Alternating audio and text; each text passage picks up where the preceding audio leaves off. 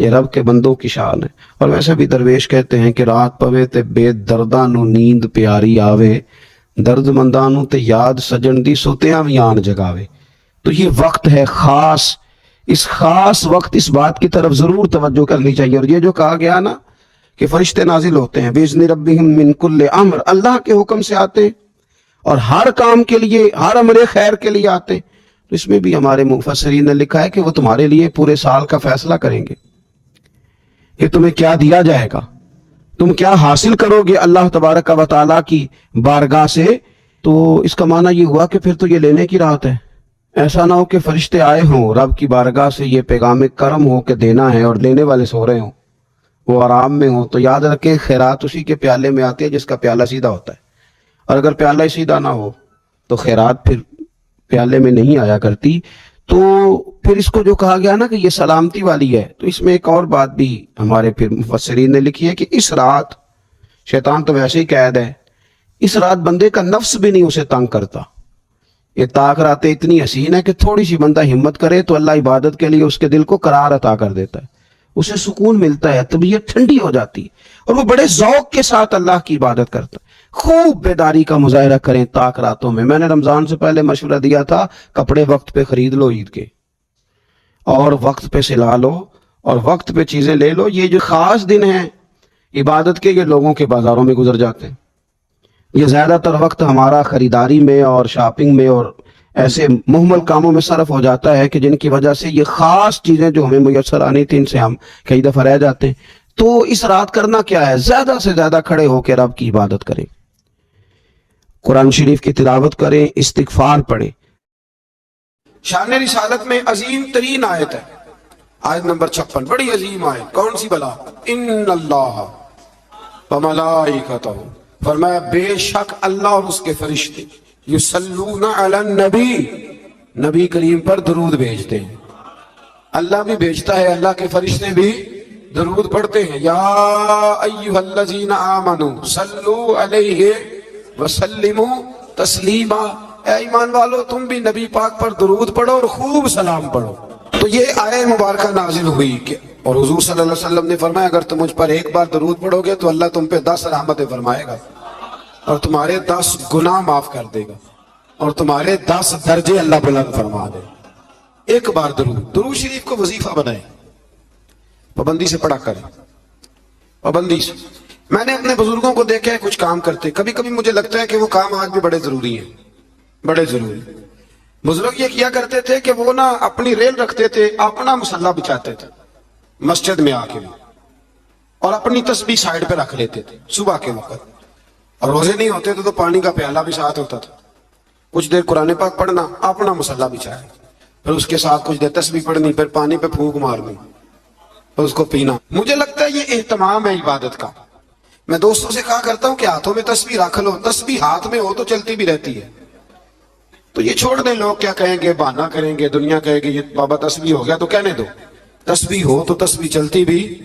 سمجھ آ گئی یہ بات کی؟ تو اہتمام کریں، یہ 20 منٹ 10 منٹ مصلی پہ بیٹھ کے درود شریف پڑھیں۔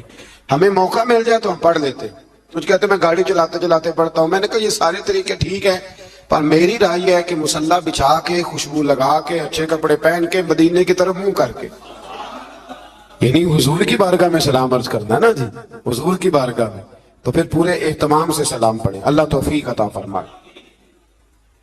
آیت نمبر 60 سے 61 میں منافقین اور فاسقین اور جن کے دلوں میں عداوت مصطفیٰ صلی اللہ علیہ وسلم کا روگ ہے اور مدینے میں جھوٹی افواہیں پھیلانے والوں کو خبردار کیا گیا کہ اگر وہ اپنی حرکتوں سے باز نہ آئے تو انہیں مدینے میں رہنے نہیں دیا جائے گا، اور یہ بھی کہا گیا کہ یہ لوگ لعنتی ہیں اور جہاں بھی پائے جائیں انہیں چن چن کر قتل کر دیا جائے، اس لیے کہ یہ حضور کے بارے میں دل میں منافقت رکھتے ہیں۔ پھر آگے سورہ سبا شروع ہوتی ہے۔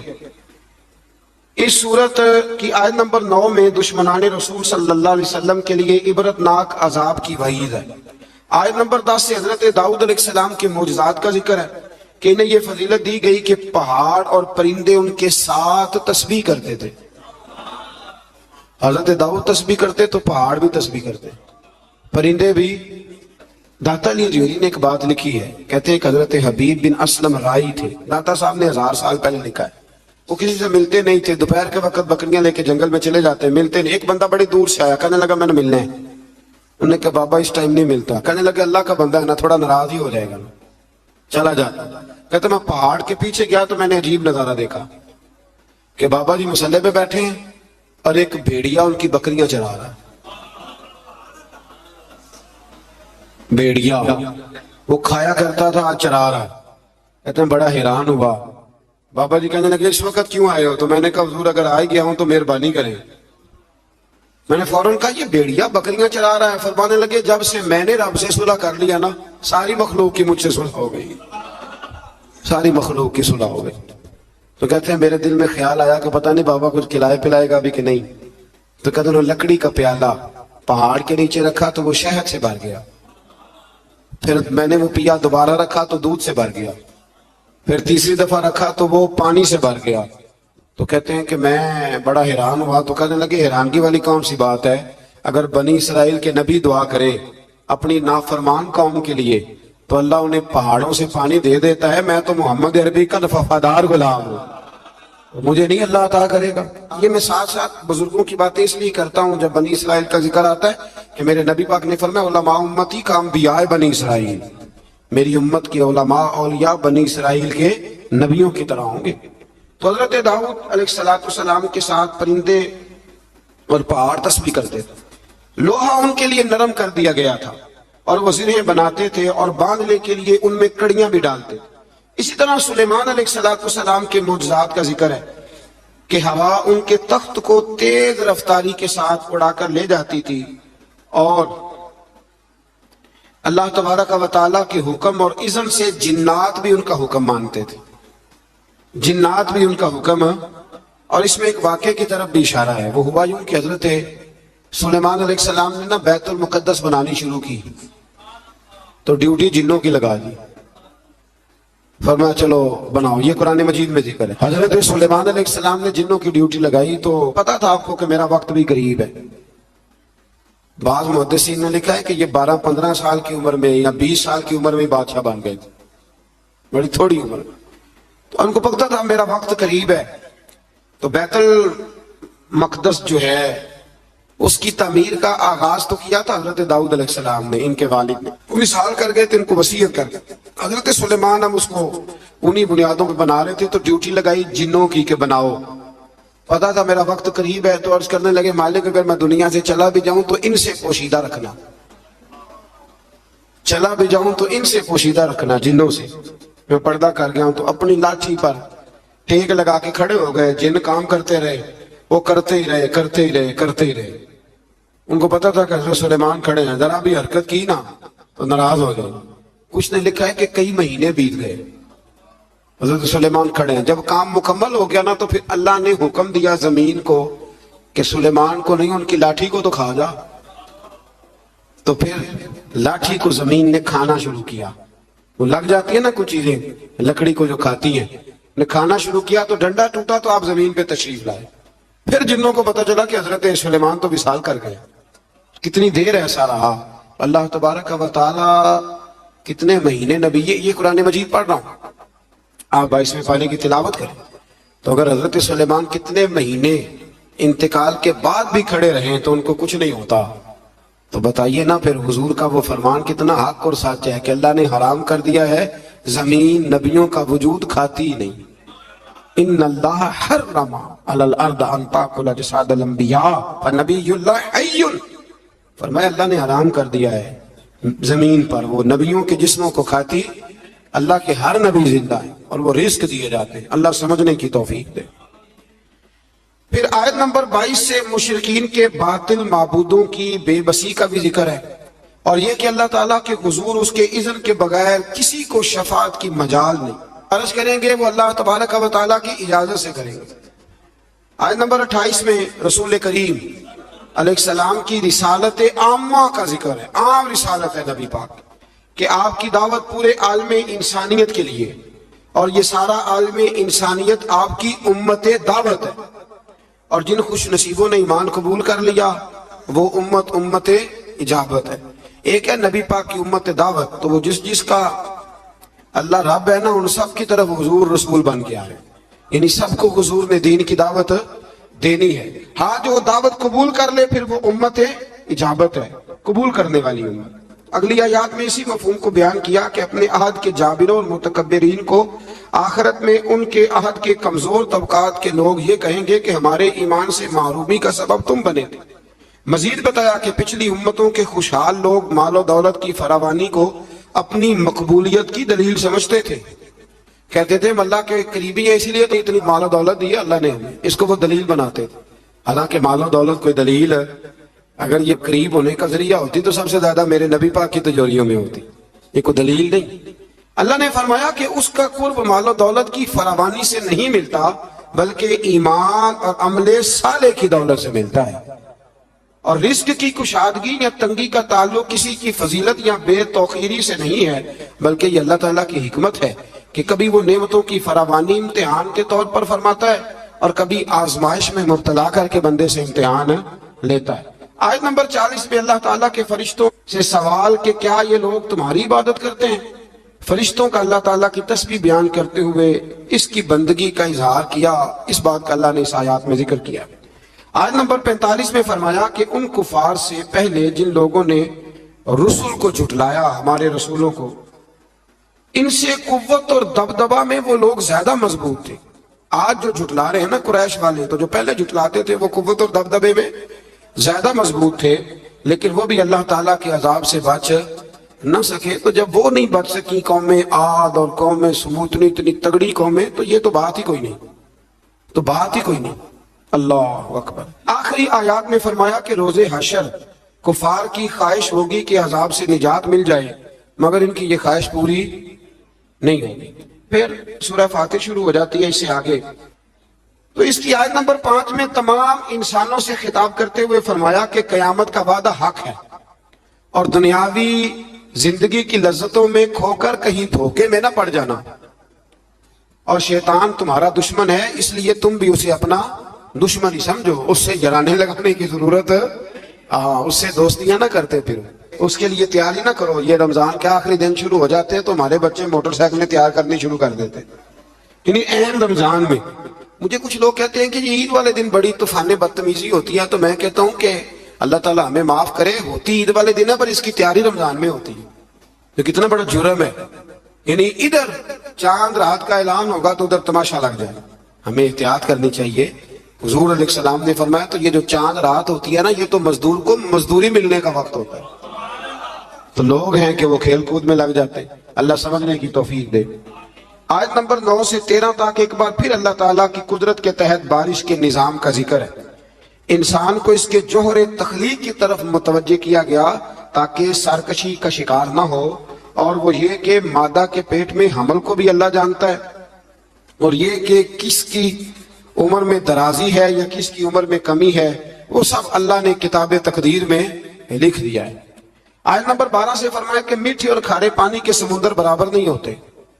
میٹھے اور کھارے پانی کے سمندر برابر نہیں ہوتے، لیکن فرمایا سب سمندروں سے تمہیں مچھلی کا تازہ گوشت ملتا ہے، پانی جیسا بھی، اور تم ان سے پہننے کے زیور بھی نکالتے ہو، اور کشتیاں پانی کو چیرتی ہوئی چلی جاتی ہیں. نظام لیل و نہار اور شمس و قمر اسی کے حکم کے تابع ہیں، اسی کے حکم کے. یہ چاند سورج اگر کسی انسان کے قبضے میں ہوتے تو کم سے اختلاف ہو گیا ہوتا. کوئی کہتا ادھر سے نکل، کوئی کہتا کم از کم جو حکومت بدلتی وہ تو ضرور بدلتی ایک دفعہ. یہ پچھلے لایا ہے لہذا معاذ اللہ ہم نہیں چلنے دیں گے. اللہ نے فرمایا کہ اللہ کے تابع، رات دن کا آنا بھی اللہ کے اور نظام شمس و قمر بھی اللہ کے. آیت نمبر 18 میں بتایا کہ کوئی بوجھ اٹھانے والا دوسرے کا بوجھ نہیں اٹھائے گا، یعنی ہر ایک کو اپنے اپنے عمل کا جواب دینا ہوگا، اور جو تزکیہ اور تقوی اختیار کرے گا تو اس کا فائدہ اسی کو پہنچے گا. پھر فرمایا اندھا اور دیکھنے والا، ظلمت اور نور، سایہ اور دھوپ، زندہ اور مردہ لوگ برابر ہو سکتے نہیں. یہاں کفار اور منکرین کو اندھے، ظلمت، دھوپ اور مردے سے تشبیہ دی گئی، اور گویا اللہ کریم نے اہل ایمان کو آنکھوں والا کہا، نور والا کہا، سائے والا کہا، اور فرمایا یہ ہیں وہ جو زندہ ہیں. کافر زندہ رہ کے بھی زندہ، اقبال نے کہا تھا زندگی زندہ دلی کا نام ہے. اور مردہ دل کیا خاک جیا کرتے؟ تو دل زندہ ہو تو پھر ہر شے۔ ایک دانشور کا ایک قول ہے، وہ کہا کرتے تھے رشتے احساس کے ہوتے، رشتے اور احساس نہ ہو تو پھر رشتے بھی۔ آپ کو پتہ ہے نا، بہن کا اگر خیال آ گیا تو پھر بہن ہے، لیکن اگر بھائی کہے کہ نہیں جی میرے بہنوئی نے ضائع بڑے کیے ہیں پیسے، وہ تو سارا اس خاندان کو چلا جائے گا تو میں بہن کے بچوں سے، تو یہ احساس ختم ہو گیا۔ تو فرمایا کہ یہ زندہ رہتا ہے، جو مومن ہوتا ہے مومن زندہ ہوتا ہے، کافر مردہ ہوتا ہے، اس لیے کہ اس کا دل مردہ ہوتا ہے۔ اللہ تعالیٰ نے ان آیات میں یہ بھی بتایا کہ حجت الہیہ قائم کرنے کے لیے ہر قوم کی طرف نذیر یعنی روشن دلائل اور الہامی کتابیں دے کے نبی اور رسول بھیجے گئے، لیکن ہر دور میں پیغام حق کو جھٹلانے والے موجود رہے۔ آیت نمبر 27 میں فرمایا کہ ایک پانی سے مختلف رنگوں کے پھلوں، ایک ہی پہاڑی سلسلے سے مختلف رنگوں کے پہاڑ، ایک نوع انسانی سے مختلف رنگوں کے لوگ، اور چار پائیں اور جانوروں کو مختلف رنگوں میں پیدا کرنا، یہ اللہ تعالیٰ کی وحدانیت کی دلیل ہے۔ ایک باپ کے 4 بیٹے ہوتے ہیں، چاروں کی شکلیں علیحدہ ہوتی ہیں۔ یہ نا مسئلہ پہ غور نہیں نہ کرتے، ورنہ فوراً بندہ کیا اٹھتا ہے کہ سبحان اللہ و بحمدہ، سبحان اللہ۔ آپ غور کریں، ہر بندے یہ چیزیں لوگ بناتے ہیں نا، اس میں اتنی ڈال دو، اس میں اتنی ڈال دو، اتنی، تو ایک طرح کی چیزیں بنتی جاتی ہیں، ایک کی طرح۔ کوئی بھی چیز جو انسان بناتا ہے، چمچ ہے، برتن ہے، تو ایک کی طرح کا بناتا ہے۔ اللہ کریم کی تخلیق کا کمال یہ ہے کہ ناک ہر بندے کی ایک ہے، آنکھیں 2 ہیں، کان 2، ہونٹ سب کے ہیں نا، اور چہرے مختلف ہیں۔ یہ سمجھتے ہیں آپ بات؟ یعنی وہی چیزیں اللہ تعالیٰ نے دی جو سب کو دی، اور اس کے باوجود چہرے مختلف ہیں۔ تو ماننا پڑے گا کہ جو بنانے والا ہے وہ بڑی شان والا ہے، جو بنانے والا ہے وہ بڑی شانوں والا ہے۔ جو وہ بنا سکتا ہے دوسرا کوئی نہیں بنا سکتا۔ آیت نمبر 28 میں بتایا کہ جو علماء ربانیین ہیں نا، ان کے دلوں میں اللہ کی خشیت ہوتی ہے۔ انما یخش اللہ من عبادہ العلماء، یہ مسئلہ تھوڑا ضرور سن لیں۔ فرمایا اللہ کے بندوں میں سے اللہ سے وہ ڈرتے ہیں جن کے پاس علم ہے۔ ایک لفظ کبھی کبھی ہم کہتے ہیں، لڑائی ہو جائے نا تو کہتے ہیں تو مینوں جاندا نہیں، اس کا کیا مطلب ہوتا ہے؟ تو مینوں کہتے ہیں نا کچھ لوگ، تو مینوں، اس کا کیا مطلب ہے؟ اس کا مطلب ہے کہ تو میرے سے لڑائی کر رہا ہے، تو میری طاقت نہیں جانتا، میرے تعلقات نہیں جانتا، یہ ترجمہ اس کا۔ تو میری دولت کو نہیں جانتا، میں کتنے لوگ میرے ہیں چاہنے والے، پیار کرنے والے، یا میرے خاندان والے، تو جان، یہ مطلب ہوتا ہے کہ تو مجھے جانتا۔ جو جانتا ہوتا ہے وہ ڈرتا ہے، جو نہیں جانتا وہ ایسے ہوتا ہے۔ جو بندہ رب کو جانتا نہیں نا وہ نہیں ڈرتا، جو جان لیتا ہے نا وہ ڈرتا ہے۔ پتہ چل جاتا ہے کتنی قدرتوں والا ہے۔ میرے رسول کریم علیہ السلام نے فرمایا میں تم سب سے بڑھ کر رب کو جانتا ہوں، اور میں تم سب سے زیادہ اللہ سے ڈرتا ہوں۔ اس لیے زیادہ باتیں کرنے والا عالم نہیں ہوتا، اللہ سے زیادہ ڈرنے والا عالم ہوتا ہے۔ جو بندہ کہتا ہے میں کسی کو بولنے نہیں دیتا، میں بڑی کہانیاں سناتا ہوں، تو یہ علم کی علامت نہیں۔ انما یخشى اللہ من عبادہ العلماء، اللہ کے بندوں میں سے جو عالم ہیں وہ اللہ سے ڈرتے ہیں۔ اگر تو زیادہ ڈرتا ہے تو بڑا عالم ہے، اگر تو نہیں ڈرتا پھر تو ان پڑھ ہے۔ یہ تو اپنے آپ سے پوچھ لے۔ اب لوگ کہتے ہیں جو جری ہو جائے، جو بے دریغ بولے وہ عالم ہے۔ نہ بھائی، جو سوچ سوچ کے بولے، جو ڈر ڈر کے بولے، جو احتیاط سے بولے، اصل عالم وہی ہوتا ہے۔ اللہ توفیق عطا فرمائے۔ آیت نمبر 32 میں اللہ تعالیٰ نے اپنے نیک بندوں کی برگزیدہ اور چنیدہ اور نیکی کے کاموں میں سبقت کرنے والے فرما کر جنت کی ان نعمتوں کا ذکر فرمایا جو اللہ تعالیٰ نے ان صالح بندوں کے لیے تیار کی ہوئی۔ پھر آیت نمبر 40 میں مشرکوں کے معبودان باطلہ کا ذکر ہے۔ آیت نمبر 41 سے فرمایا کہ اللہ تعالیٰ آسمانوں اور زمینوں کو اپنے مرکز سے ہٹنے نہیں دیتا، اور اگر وہ اپنے مرکز سے ہٹ جائیں تو اللہ کے سوا کوئی دوبارہ ان کو اپنی جگہ پہ قائم کرنے والا نہیں ہے۔ آیت نمبر 45 میں فرمایا کہ اللہ تعالیٰ لوگوں کی بدعمالیوں کی وجہ سے ان کی گرفت فرماتا تو روئے زمین پر کوئی جاندار زندہ نہ ہوتا۔ اگر اللہ تعالیٰ لوگوں کے گناہوں کی وجہ سے ان کو پکڑتا تو پھر کوئی موجود مر گئے ہوتے، سارے ختم ہو گئے ہوتے۔ لیکن وہ ایک وقت مقررہ تک انہیں ڈھیل دے رہا ہے، بس جب ان کا وقت آ جائے گا تو اللہ تعالیٰ اپنے بندوں کو خوب دیکھ رہا ہے۔ اللہ تعالیٰ ہم سب کی